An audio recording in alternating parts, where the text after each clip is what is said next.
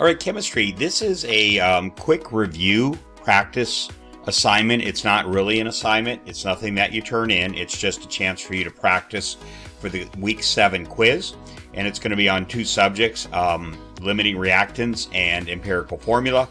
And I'm going to do 1 example problem of each, explain it, and what I would recommend you do over the next couple of days is practice these 2 problems a couple times. So you have literally every number memorized and you know how each number was arrived at. And then when you get on the test, you can kind of replay these problems in your mind. Remember, you also have your assignments back by now, and you can use those problems for practice if you prefer to use one of those. But my technique was always to have memorized number for number, 1 problem that was typical of what I would see on the test, and then I could use that number in my mind as an example. Okay, so let's go ahead and get started. So we're going to start with empirical formula, and we're going to try to find the molecular formula for this. Okay, so let's see. You can cross that out right there. Again, this is nothing that you turn in. So it says determine the empirical formula for the hydrocarbon that produced the following masses in a lab during a combustion reaction. So you ran this reaction, you burned some kind of unknown hydrocarbon with oxygen, and you produced what all combustion reactions do, which is CO2 and H2O. And this is the number of grams that you produced. So we're just going to take it step by step, and so you're going to write the number of grams of CO2 in the appropriate boxes. So for grams of CO2, this is grams of CO2 and H2O. This first column under the equation is CO2. So we're going to write 244.79 here. That's grams of CO2. And for the water, it's over here. Okay, so that takes care of that. Now we go to step B. Using the mass of CO2 and H2O, that is the molar mass, compute the number of moles. So here they are right here. Here are the conversion factors, and they're set up with the proper unit on top and the proper unit on bottom. So we're going to come down here and do this. Now, normally, as you get good at these problems, you would not do this step. You don't care about the moles of H2O and CO2, but we're just going to do it to show you, and you're going to have compute that. So we're going to start with CO2. And when we do this, what we get on the calculator I have is 5.56 and all that. I'm going to just limit it to 5.56 moles of CO2. So now I can write that up here, because this is the row for moles of CO2 and moles of H2O. Now we'll do the same thing for H2O. Okay, and I get 6.2547, so on. I'm going to just put 6.25. Okay, and a little off screen there, so that's where that all goes. But we're not interested in moles of CO2 and H2O. We're interested in moles of carbon and hydrogen, which is going to go over here. So this is where you use the 2 conversion equation, and you must do this on the test, okay, the 2 conversion equation. Okay, so we're going to go over to the next page, and it says write the 2 conversion equation. All this is, you can kind of scratch out, has nothing to do with it. Okay, and we're going to do it first for carbon dioxide so that we can get the moles of carbon. So we already did half of it back there on the previous page, so I'm going to go ahead and do that again. Okay, so that's what we wrote on the previous page. Now we need 1 more conversion. You look at the equation, and you see that for every 1 mole of CO2, you need 1 mole of carbon. It's a 1-to-1. Okay, so we need to get to carbon and get rid of CO2, so we're going to do a second box. That's the 2 conversions. So there's 1 mole of carbon for every 1 mole of CO2. So grams of CO2 cancels there, and moles of CO2 cancels there, and the last thing we have there is moles of CO2, or moles of C.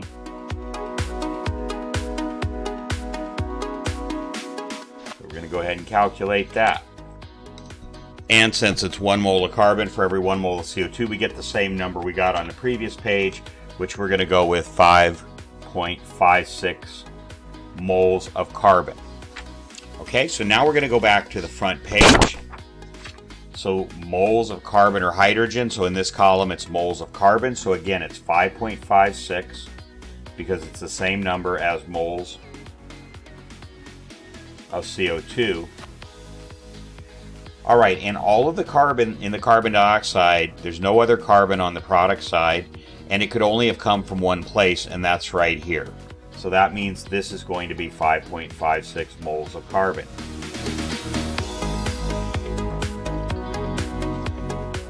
Okay, now we're going to move on and do the H2O to get the hydrogen. So write the two conversion equation. So we're going to start off with our grams of hydrogen, or H2O rather. Okay, so this is exactly what we had on the previous page. Now we got to get moles of hydrogen from moles of water, H2O. And this is where a number of you made a mistake on your assignment in doing this. It's not 1-to-1. You need two moles of hydrogen for every 1 mole of H2O. So you need twice as many moles of hydrogen as you have moles of H2O. So this becomes 2 on the top. Okay, so grams of H2O, grams of H2O, moles of H2O, moles of H2O. The last thing we have here is moles of hydrogen, and we'll go ahead and calculate that. And that gives us 12.5 moles of hydrogen. Okay? So now we have the moles of hydrogen. Now we're going to come back here. And we're going to write the 12.5 here. And on the quiz, I do want you to fill in all of these boxes. And that's moles of hydrogen.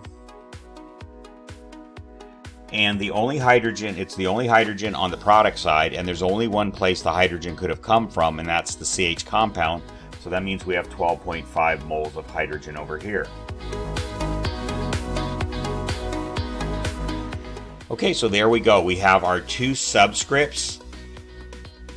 If you want, you can write that here. It's C 5.56 H 12.5. But of course, we know those are not our final subscripts, because they are in decimal form. So we're going to go back and follow the next step. So make a ratio of moles of carbon and moles of hydrogen with the smaller number on the bottom. So the smaller number is the 5.56. So here we go. So 12.5. This is, and you'll want to keep track of which is which. Students, another mistake students made was they got confused which was carbon and which was hydrogen. So the hydrogen is the one with the bigger number. So this is hydrogen. And that gives us 2.248. I'm going to round that up to 2.25. And then for carbon, of course, it's the smaller number, which is itself. So it's itself over itself. That's always, the smaller one's always going to be a ratio of 1. Okay, so there we go. All right, so that's the first try. That's the first thing we do to try to get the whole number subscripts. But you can see we don't have a whole number there. So let's move on to step F. Only if one of the numbers is not a whole number, and that's true, this one is not a whole number, multiply this number by 2, and then 3, and then 4 until you have a whole number. So we're going to go ahead and do that. Then multiply the 1, so this, by the same number that we had to multiply this to get the whole number. If both numbers are whole numbers after step E, if they had both been whole numbers up here, we could skip this step down here, step F, okay? So here we go. It's 2.25. And if you know what the number is on the quiz, you don't have to go 2, 3, 4. If you can say, I can see what it's going to be, you can. But let's pretend like you couldn't. So times 2 is 4.5. That's not a whole number. 2.25 times 3. 6.75. That's not a whole number. I'll move over here. 2.25 times 4 equals 9, and that is a whole number. So the number we're looking for to multiply is 4. So that means you have to multiply the 1 by 4. So for hydrogen, it's going to be a 9. This is for hydrogen. And for carbon, it's just simply going to be the 1 times the same number we had to multiply this one by to get a whole number, 4. You have to scale them up proportionally. Equals 4. So the key numbers here are 4 and 9. So it's 4 for carbon and 9 for hydrogen. Carbon always goes first, so it's C4H9. So that's the empirical formula. Okay? All right. Next step. Compute the molar mass of the empirical formula. So we're going to take this and we're going to say C, and we have 4 of those times off your periodic table, 12.01. Okay, and that comes from here, 12.01, and that's going to be 48.04.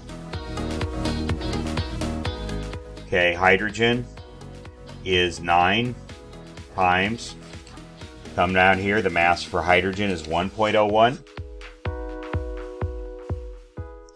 and that equals 9.09. Okay, and if you add those two together, you get 57.13. And I forgot to change this. It's changed on your copy. I didn't change it on this draft that I'm doing.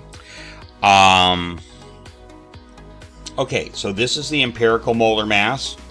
This is the actual molar mass. That's the way it appears on your copy. I just had to write that in. This was a draft. Okay, so now we're going to put I give you the formula, and I'm going to do that on the quiz. The molar mass over the empirical molar mass. So that's going to equal 114.24 over the empirical molar mass that we just calculated.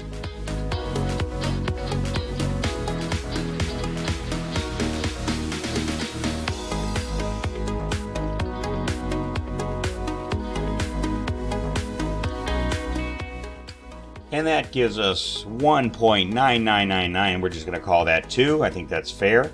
So our scaling factor is 2. That's N is called the scaling factor. So now we simply take our empirical formula, and it's C4 times 2 equals 8, and H9